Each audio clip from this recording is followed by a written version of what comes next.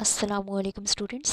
उम्मीद है आप सब खैरियत से होंगे। हमने अपने चैनल पर CS311 introduction to the web services and development की सीरीज़ को स्टार्ट किया हुआ है और आज उसी सीरीज़ का हम लेक्चर नंबर 3 इस वीडियो में कवर अप करने जा रहे हैं। तो चलते हैं हैंडआउट्स की जानिब और देखते हैं कि आज के वीडियो लेक्चर में हमारे कौन कौन से टॉपिक्स कवर अप करने वाले हैं। हैंडआउट्स पर हम आ चुके हैं। लेक्चर नंबर 3 में आज जो फर्स्ट टॉपिक कवर अप करने वाला है वो है एक्सएमएल ट्री स्ट्रक्चर कि एक्सएमएल ट्री स्ट्रक्चर क्या होता है।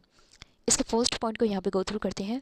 यहाँ पे लिखा हुआ है XML documents forms a tree structure. XML documents एक ट्री स्ट्रक्चर बनाते हैं that starts at the root and branches to the leaves, जो कि स्टार्ट होता है रूट से ब्रांचेस तक और ब्रांचेस से लीव्स तक। XML डॉक्यूमेंट्स एक ट्री स्ट्रक्चर बनाते हैं जो कि स्टार्ट होता है रूट से ब्रांचेस तक और ब्रांचेस से लीव्स तक। यहाँ नीचे हमारे पास एक XML ट्री गिवन है, इसको लाइन बाय लाइन अंडरस्टैंड करते हैं। यहाँ ऊपर देखें, सबसे पहले तो हमारे पास एक रूट एलिमेंट मौजूद है जिसका नाम है बुक स्टोर। इस रूट एलिमेंट का आगे से एक चाइल्ड एलिमेंट डिफाइंड है जिसका नाम है बुक, और ये चाइल्ड एलिमेंट अपने साथ एक एट्रीब्यूट कैरी करता है जिसका नाम है कैटेगरी। ठीक है, यहाँ ऊपर हमारे पास एक रूट एलिमेंट मौजूद है जिसका नाम है बुक स्टोर। इस रूट एलिमेंट का यहाँ नीचे एक चाइल्ड एलिमेंट डिफाइंड है जिसका नाम है बुक, और ये चाइल्ड एलिमेंट अपने साथ एक एट्रीब्यूट कैरी करता है जिसका नाम है कैटेगरी। ओके, ये जो चाइल्ड एलिमेंट है बुक, आगे से इसके फर्दर सब चाइल्ड एलिमेंट्स डिफाइंड हैं जिनमें टाइटल, ऑथर, ईयर और प्राइस, ये चारों के चारों एलिमेंट्स शामिल हैं। हम इन्हें सब चाइल्ड एलिमेंट्स क्यों कह रहे हैं? क्योंकि देखें, ये तमाम तर एलिमेंट्स जो यहाँ पर लिखे हुए हैं इनका पेरेंट देखिए सेम है, सेम ही इन चारों का पेरेंट है। ठीक है, जैसे टाइटल का पेरेंट कौन है? बुक। ऑथर का पेरेंट कौन है? बुक। ईयर का पेरेंट कौन है? बुक। और प्राइस का पेरेंट कौन है? बुक। ठीक है, ऐसे एलिमेंट्स जिनका पेरेंट सेम हो, ठीक है, और वो एलिमेंट्स सेम लेवल पर एग्जिस्ट करे, तो हम कहेंगे कि ये तमाम तर एलिमेंट्स सब चाइल्ड एलिमेंट्स होते हैं। किसके? ये बुक एलिमेंट के। ठीक है, और ये जो सब चाइल्ड एलिमेंट्स जिनके एक्सिस्टेंस सेम लेवल पर है, जैसे ये देखें टाइटल और ऑथर, ये सेम लेवल पर लिखे हुए हैं ना, एक दूसरे के आमने सामने लिखे हुए हैं। इसका मतलब ये एक दूसरे के साथ कौन सा रिलेशन बना रहे हैं? ये एक सिबलिंग्स का रिलेशन एक दूसरे के साथ बना रहे हैं। इसी तरह ऑथर और ईयर, ये दोनों एलिमेंट्स भी एक दूसरे के साथ सिबलिंग का रिलेशन बनाते हैं। ईयर और प्राइस, ये दोनों भी एक दूसरे के साथ सिबलिंग का रिलेशन बनाते हैं। ठीक है, हम इस एक्सएमएल ट्री को एक और तरीके से भी रीड कर सकते हैं। हम कह सकते हैं यहाँ ऊपर सबसे पहले हमारे पास एक पेरेंट एलिमेंट गिवन है जिसका नाम है बुक स्टोर। इस पेरेंट एलिमेंट का आगे से एक चाइल्ड एलिमेंट डिफाइंड है जिसका नाम है बुक, जो कि अपने साथ एक एट्रीब्यूट कैरी करता है जिसका नाम है कैटेगरी। और ये चाइल्ड एलिमेंट अपने अंदर फर्दर सब चाइल्ड एलिमेंट्स कैरी करता है जिसमें टाइटल, ऑथर, ईयर और प्राइस, ये तमाम तर एलिमेंट्स शामिल हैं। ठीक है, और ये तमाम तर एलिमेंट्स एक दूसरे के साथ सिबलिंग का रिलेशन बनाते हैं। ठीक है, इस ट्री को आप एक और वे में भी आप इसे रीड कर सकते हैं। वो कौन सा तरीका है कि हम कहेंगे यहाँ ऊपर टॉप पर हमारे पास एक रूट एलिमेंट मौजूद है जिसका नाम है बुक स्टोर।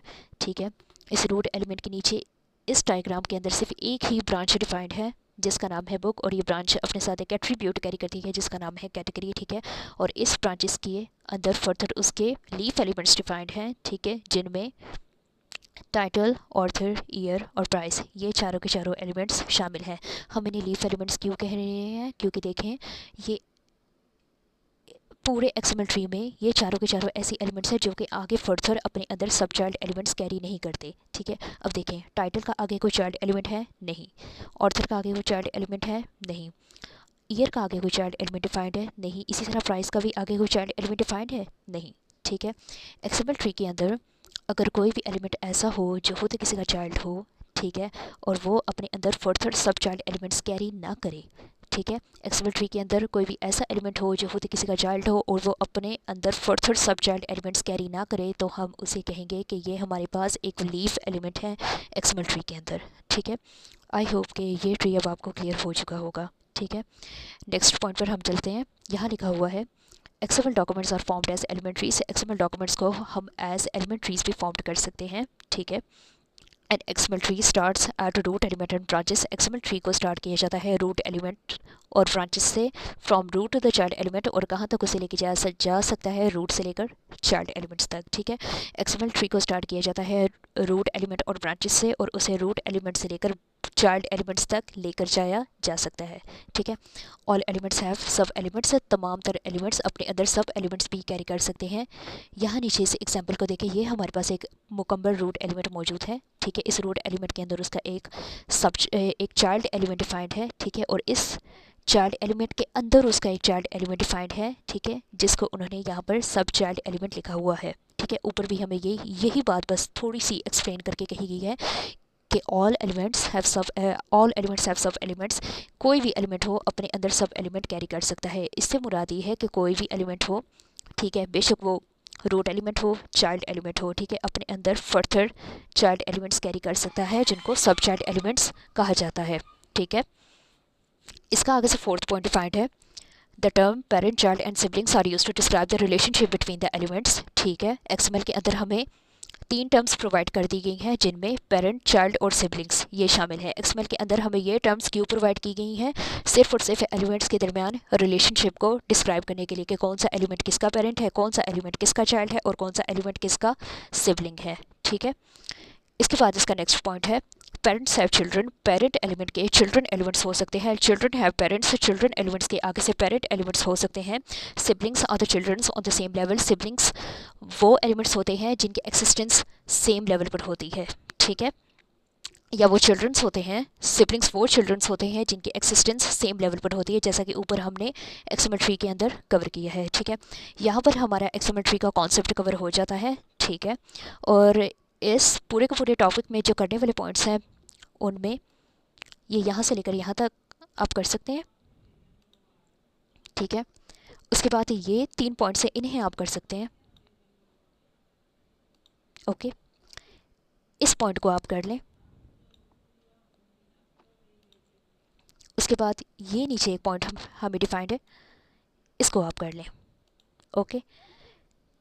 इस टॉपिक में जो करने वाले पॉइंट्स हैं वो बस यही है। ये ट्री है, इसे आप एक आध बार प्रैक्टिस कर लें, ठीक है, लिख के प्रैक्टिस कीजिएगा, इंशाल्लाह ताला आपको ये क्लियर हो जाएगा, ठीक है। इस पर करने वाले बस यही पॉइंट्स हैं। नेक्स्ट टॉपिक है एक्सएमएल एलिमेंट्स। क्या एक्सएमएल एलिमेंट्स क्या होते हैं, ठीक है। An XML element is everything from the element start tag to the elements end tag. एक एक्सएमएल एलिमेंट सब कुछ होता है एलिमेंट के स्टार्ट टैग से लेकर एलिमेंट के एंड टैग तक, ठीक है।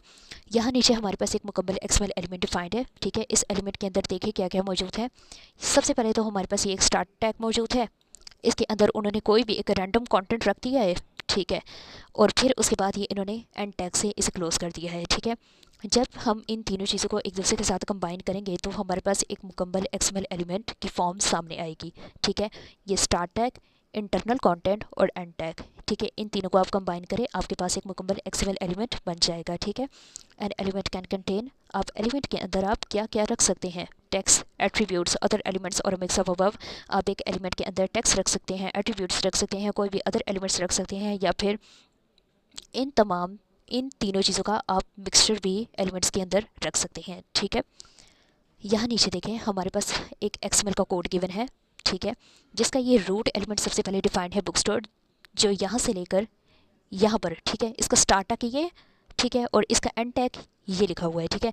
ये मुकम्मल हमारे पास एक एक्सएमएल एलिमेंट है, ठीक है। इस बुक स्टोर एक्सएमएल एलिमेंट के अंदर हमारे पास 2 चाइल्ड एलिमेंट्स डिफाइंड है, ठीक है। इसका फर्स्ट चाइल्ड एलिमेंट है ये बुक, ठीक है, जो कि जिसका स्टार्ट टैग ये है और इसका एंड टैग यहाँ तक आया हुआ है, ठीक है। और इसी बुक स्टोर रूट एलिमेंट का ये हमारे पास सेकंड चाइल्ड एलिमेंट डिफाइंड है, जिसका स्टार्ट टैग ये है बुक, ठीक है, और इसका एंड टैग यहाँ नीचे ये बुक डिफाइंड है, ठीक है।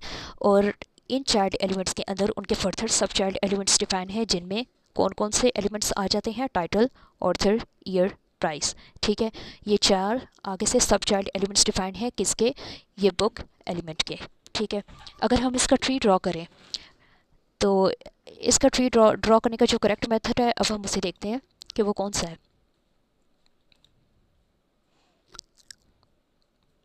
इसी बुक वाली एग्जाम्पल को हम गो थ्रू करेंगे। सबसे पहले तो हमारे पास वहाँ पर एक रूट एलिमेंट मौजूद था जिसका नाम था बुक स्टोर। यहाँ पर सबसे पहले हम अपने रूट एलिमेंट को डिफाइन करेंगे, यहाँ अंदर उसका नाम लिखेंगे, ठीक है। एक्सएमएल ट्री के अंदर अगर आपने कोई भी एलिमेंट डिफाइन करना हो, बेशक वो रूट एलिमेंट हो या चाइल्ड एलिमेंट हो, ठीक है, आपने याद रखना है इस तरह रेक्टेंगल ड्रॉ करके आपने एक एलिमेंट को रिप्रेजेंट करना है एक्सएमएल ट्री के अंदर, ठीक है। यहाँ पर हम अपने रूट एलिमेंट का नाम लिखेंगे जो था बुक स्टोर, ठीक है। ये बुक स्टोर ये क्या है, ये हमारा एक्सएमएल ट्री के अंदर ये उसका एक रूट एलिमेंट है, ठीक है। दोबारा वापस आएंगे एग्जाम्पल पर। अब देखें, ये बुक स्टोर के अंदर इसके दो चाइल्ड एलिमेंट्स डिफाइंड थे ना। पहला वाला था ये बुक, ठीक है, ये वाला बुक एलिमेंट जिसकी आगे से कैटेगरी डिफाइंड थी चिल्ड्रन। अब हम इसे ट्री के अंदर कैसे ड्रॉ करेंगे, इस टैग को, ठीक है। देखें,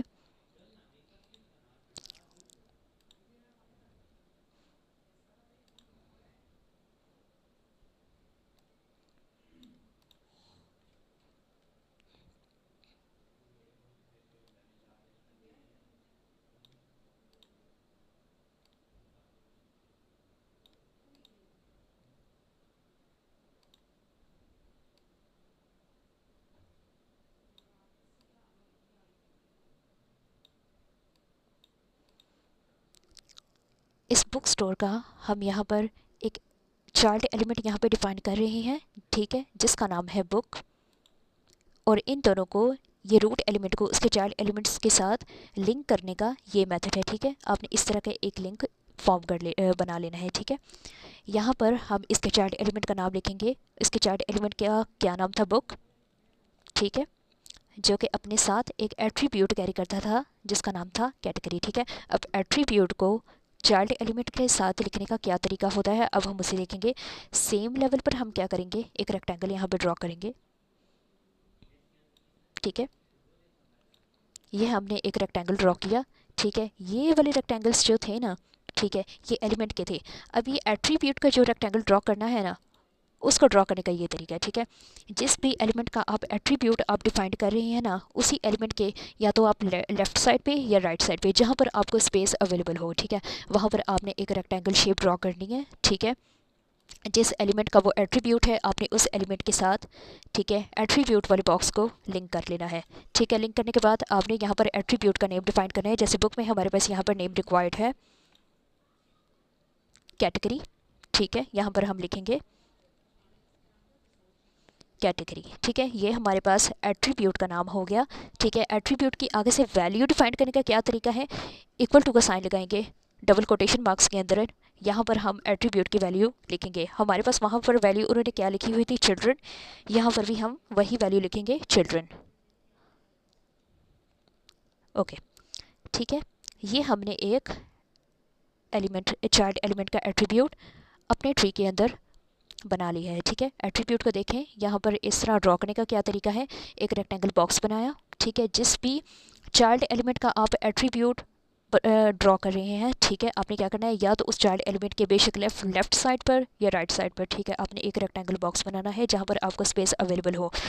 उस रेक्टेंगल बॉक्स को आपने उस एलिमेंट के साथ लिंक कर लेना है और एट्रीब्यूट की वैल्यू आपने इस तरीके से उस बॉक्स के अंदर डिफाइन कर देनी है, ठीक है। सबसे पहले आपने एट्रीब्यूट का नाम लिखना है, फिर इक्वल टू का साइन लगाकर यहाँ पर आपने एट्रीब्यूट की वैल्यू लिख देनी है, ठीक है। इसी तरह बुक पर वापस आएंगे।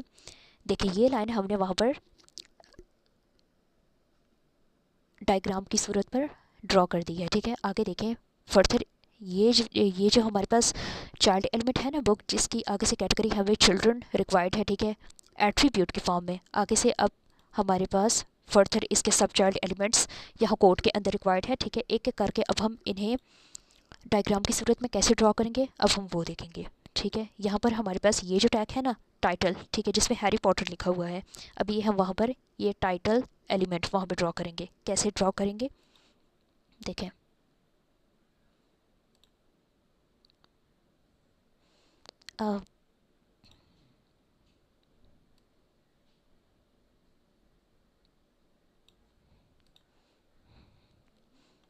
इसके टोटल, ये जो बुक चाइल्ड एलिमेंट है, इसके आगे फर्दर जो चाइल्ड एलिमेंट्स डिफाइंड है ना, फर्दर सब चाइल्ड एलिमेंट्स जो इसके डिफाइंड है वो कितने हैं, 4, ठीक है। हम क्या करते हैं, सबसे पहले यहाँ पर 4 बॉक्सेस बना लेते हैं। इसमें टाइम बहुत ज़्यादा लग रहा है तो ज़रा कम टाइम लगेगा। कॉपी करेंगे, पेस्ट करेंगे, यहाँ सेम लेवल पर इन्हें यूँ जोड़ देंगे, ठीक है। एक और बॉक्स हम यहाँ पर पेस्ट करेंगे, ठीक है, और एक और बॉक्स हम यहाँ पर पेस्ट करेंगे बिल्कुल इसके सेम लेवल पर, ठीक है, ओके। अब हम क्या करेंगे, इन चारों के चारों बॉक्सेस को लिंक करेंगे इनके पेरेंट एलिमेंट के साथ, ठीक है। वो कैसे करेंगे, ऐसे आपने एक सिंपल लाइन ड्रॉ करनी है, ओके, अब एक एक करके आपने इन बॉक्सेस को इनके पेरेंट एलिमेंट के साथ लिंक कर देना है। ठीक है, ये इस बॉक्स को हमने लिंक कर दिया है। अब इस वाले को हम लिंक करेंगे। इसी तरह हम थर्ड और फोर्थ बॉक्स को भी लिंक करेंगे। ये हमारा हो गया थर्ड बॉक्स और इसी तरह ये आगे से हो गया हमारा फोर्थ बॉक्स। ठीक है, ओके। अब यहाँ ये बॉक्सेस हमने सारे ड्रॉ कर दिए हैं। ठीक है, ये असल में ये क्या है, ये जो हमारे पास चाइल्ड एलिमेंट मौजूद है ना, इसके आगे से ये जो फर्दर सब चाइल्ड एलिमेंट्स हमें कोड के अंदर रिक्वायर्ड थे ना, ठीक है, उनकी रिप्रेजेंटेशन के लिए हमने ये बॉक्सेस ड्रॉ किए हैं। अब हम एक एक करके इनमें बस टेक्स्ट को फिल करेंगे। यहाँ पर हमें एलिमेंट का नेम क्या रिक्वायर्ड था, टाइटल।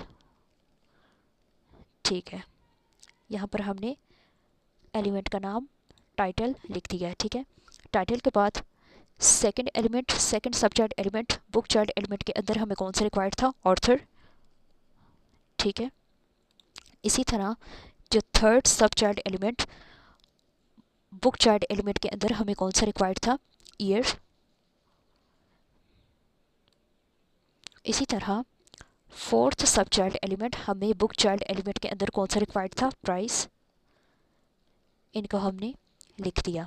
ठीक है, इसी तरह अब ये देखें, ये हमारे पास एक पूरा एक रूट एलिमेंट था जो यहाँ से लेकर यहाँ तक है। ठीक है, स्टार्ट और एंड टैग उसका ये है। ठीक है, इसके अंदर हमारे पास ये देखें दो चाइल्ड एलिमेंट्स डिफाइंड थे फर्दर। ठीक है, एक ये चाइल्ड एलिमेंट डिफाइंड था फर्स्ट वाला जिसका नाम था बुक। ठीक है, कैटेगरी उसकी थी चिल्ड्रन। ठीक है, ये इसका स्टार्ट टैग है, एंड टैग इसका ये है। इसी तरह ये हमारे पास इसका सेकंड चाइल्ड एलिमेंट था, उसका नाम भी था बुक। ठीक है, कैटेगरी उसकी है वेब। ठीक है, जिसका स्टार्ट टैग ये है और एंड टैग इसका यहाँ तक जा रहा है। ठीक है, फिर उसके बाद डायग्राम के अंदर तो हम अभी ये सिर्फ फर्स्ट चाइल्ड एलिमेंट को डिफाइन करेंगे ना, इसकी बात करेंगे। ठीक है, हमने इस एलिमेंट को, ठीक है, रेक्टेंगल फॉर्म में हमने ड्रॉ किया। फिर आगे से इस चाइल्ड एलिमेंट के जो आगे फर्दर सब चाइल्ड एलिमेंट्स थे ना, एक एक करके हमने उन्हें रेक्टेंगल के फॉर्म में ड्रॉ किया। ठीक है, उनमें देखें कौन कौन से सब चाइल्ड एलिमेंट्स हमने वहाँ पे ड्रॉ किया, टाइटल, ऑर्थर, ईयर, प्राइस। ठीक है, यहाँ पर भी देखें टाइटल, ऑर्थर, ईयर, प्राइस। ठीक है, डायग्राम के अंदर रिप्रेजेंट करने का ये मेथड है। इसी तरह जो इसका बुक स्टोर का जो सेकंड हमारे पास यहाँ पे चाइल्ड एलिमेंट है और उसके आगे से जो फर्दर सब चाइल्ड एलिमेंट्स डिफाइंड है, इनको डिफाइंड भी इसी तरीके से हम करेंगे जैसे कि हमने फर्स्ट वाले चाइल्ड एलिमेंट और उसके सब चाइल्ड एलिमेंट्स को डायग्राम के अंदर डिफाइन किया था। ठीक है, अब हम जल्दी से हम उसे कर लेते हैं यहाँ पे ड्रॉ। पहले सबसे पहले यहाँ पे बॉक्सेस बना लेते हैं।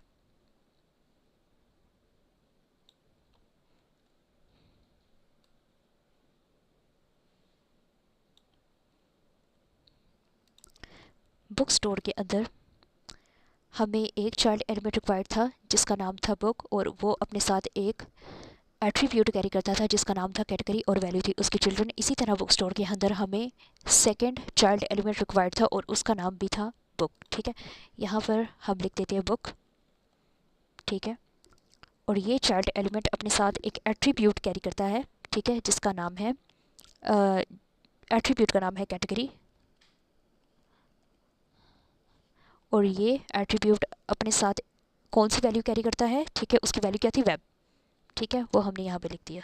एट्रीब्यूट को देखे लिखने का ये तरीका होता है, पहले एट्रीब्यूट का नाम, फिर इक्वल टू का साइन। ठीक है, फिर डबल कोटेशन मार्क्स के अंदर एट्रीब्यूट की वैल्यू। ठीक है, अब हम क्या करेंगे, इस एट्रीब्यूट को उसके एलिमेंट के साथ लिंक करेंगे। लिंक करने का देखें क्या तरीका होता है। मेरे पास लेफ़्ट साइड पर स्पेस समझे अवेलेबल नहीं थी ना। ठीक है, अगर मैं यहाँ पर बनाती बहुत ज़्यादा मेस हो जाती डायग्राम के अंदर, इस वजह से मैंने इसे लेफ़्ट के बजाय राइट साइड पर मैंने इसे ड्रॉ कर दिया। ठीक है, अब हम क्या करेंगे, इन दोनों को आपस में लिंक करेंगे। ओके, इन दोनों को हमने आपस में लिंक कर दिया। ठीक है, इस एलिमेंट को उसके एट्रीब्यूट के साथ हमने लिंक कर दिया। अब हम क्या करेंगे, ये जो चाइल्ड एलिमेंट है इसको हम इसके पेरेंट एलिमेंट के साथ लिंक करेंगे। कैसे लिंक करेंगे, यहाँ से हम ऐसी एक लाइन ड्रॉ करेंगे।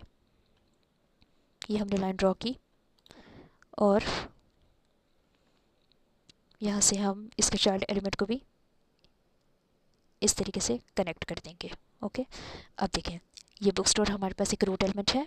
ठीक है, इस रूट एलिमेंट के आगे से दो चाइल्ड एलिमेंट्स डिफाइन है, दोनों का नाम बुक है, ठीक है। ये वाला चाइल्ड एलिमेंट अपने साथ एट्रीब्यूट कैरी करता है जिसका नाम है कैटेगरी, ठीक है। वैल्यू है उस एट्रीब्यूट की चिल्ड्रन। और राइट साइड पर जो हमें रूट एलिमेंट का चाइल्ड एलिमेंट रिक्वायर्ड है उसका नाम भी है बुक, ठीक है, जो कि अपने साथ एक एट्रीब्यूट कैरी करता है जिसका नाम है कैटेगरी, और वैल्यू है उस एट्रीब्यूट की वेब, ठीक है। अब ये एक चाइल्ड एलिमेंट है और ये चाइल्ड एलिमेंट फर्दर अपने अंदर सब चाइल्ड एलिमेंट्स कैरी करता है। अब हम डायग्राम के अंदर उन सब चाइल्ड एलिमेंट्स को डिफाइन करेंगे, ठीक है।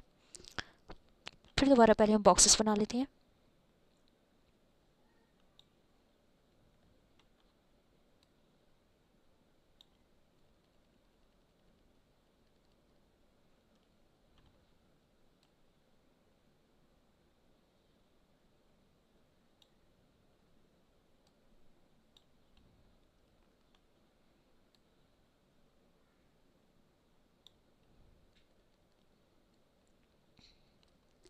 ठीक है, ये बुक चाइल्ड एलिमेंट के अंदर जो फर्दर उसके सब चाइल्ड एलिमेंट्स हमारे पास यहाँ पर ये जो कोड के अंदर रिक्वायर्ड है, ठीक है। अब देखें ये हमारे पास सेकंड बुक चाइल्ड एलिमेंट है, किसका, ये बुक स्टोर रूट एलिमेंट का, ठीक है। और इस चाइल्ड एलिमेंट के अंदर फर्दर जो उसके सब चाइल्ड एलिमेंट्स डिफाइंड है ना यहाँ कोड के अंदर, अब लाइन बाय लाइन हम इन्हें ड्रॉ करेंगे, ठीक है। देखें यहाँ पर हमारे पास फर्स्ट चाइल्ड एलिमेंट क्या है, टाइटल, सेकेंड चाइल्ड एलिमेंट क्या है, ऑर्थर, थर्ड कौन सा है, ईयर, और फोर्थ कौन सा है, प्राइस, ठीक है। अब हम यहाँ पर हम उन सब चाइल्ड एलिमेंट्स के इन बॉक्सेस के अंदर नेम लिखेंगे, ठीक है।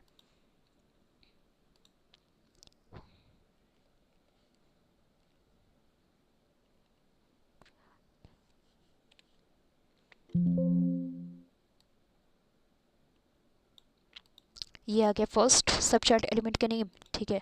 अब हम यहाँ पर सेकंड सब चाइल्ड एलिमेंट का नाम लिखेंगे जो कि है ऑर्थर, ओके। इसी तरह अब हम यहाँ पर थर्ड सब चाइल्ड एलिमेंट का नाम लिखेंगे जिसका नाम है ईयर,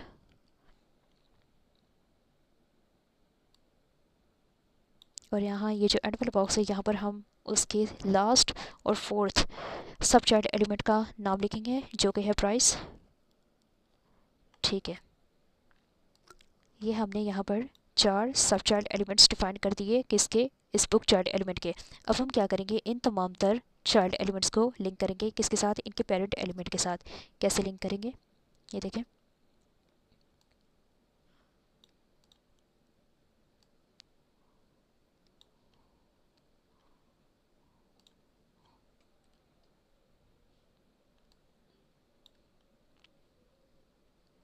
हमने यहाँ पर क्या किया, ये जो बुक चाइल्ड एलिमेंट है इसका ये जो फर्स्ट सब चाइल्ड एलिमेंट है ना टाइटल, उसको हमने लिंक कर दिया है इसके पेरेंट एलिमेंट के साथ, ठीक है। इसी तरह अब ये जो रिमेनिंग सब चाइल्ड एलिमेंट्स है इनको भी हम इनके पेरेंट एलिमेंट के साथ लिंक करेंगे, ठीक है। ऑर्थर को भी हमने लिंक कर दिया, इसी तरह अब हम ईयर को भी लिंक करेंगे।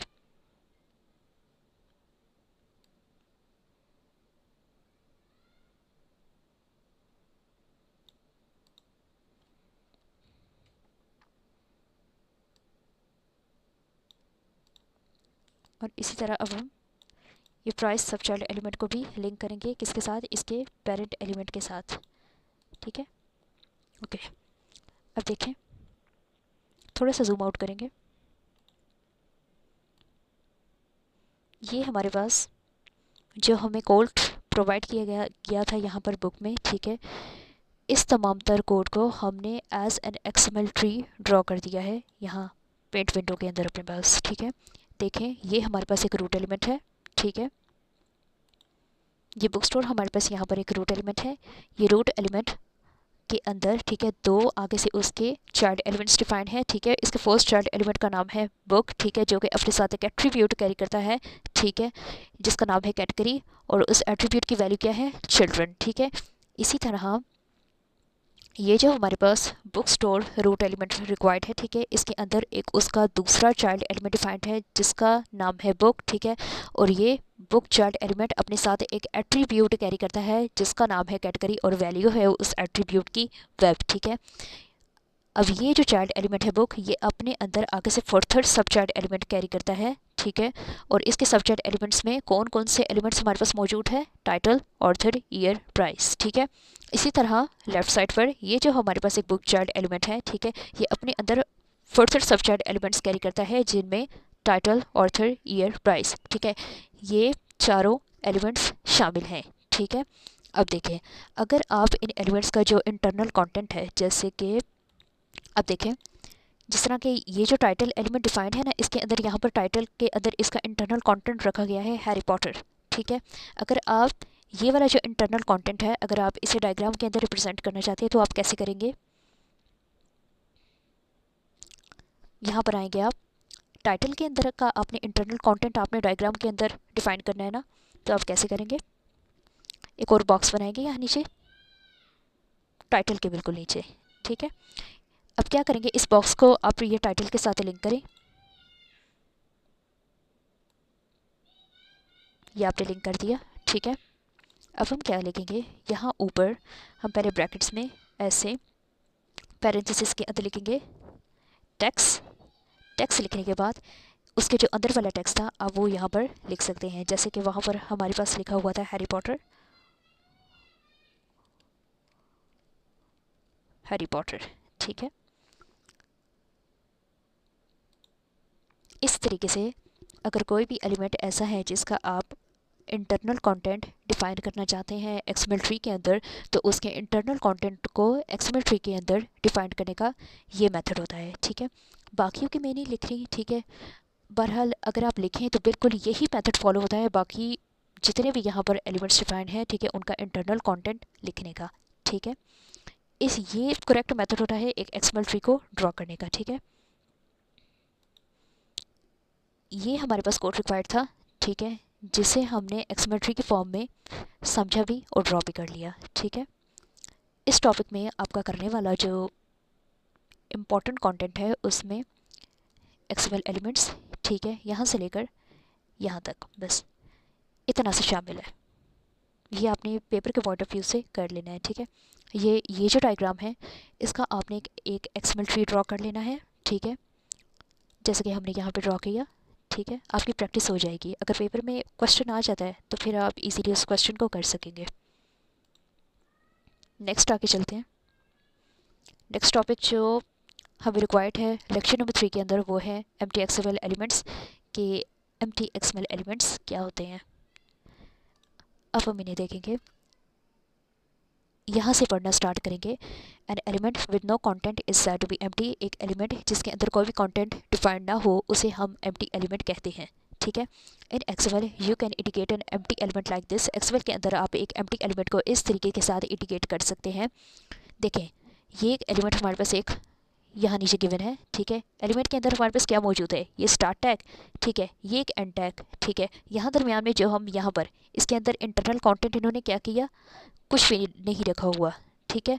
पीछे हमने जितनी भी एग्जांपल्स देखी हैं तमाम तरह एलिमेंट्स के स्टार्ट टैग और एंड टैग के दरमियान कोई भी उन्होंने रैंडम कंटेंट उन्होंने रखा था, ठीक है। यहाँ पर हमारे पास किसी भी किस्म का रैंडम कंटेंट रिक्वायर्ड नहीं है, ठीक है।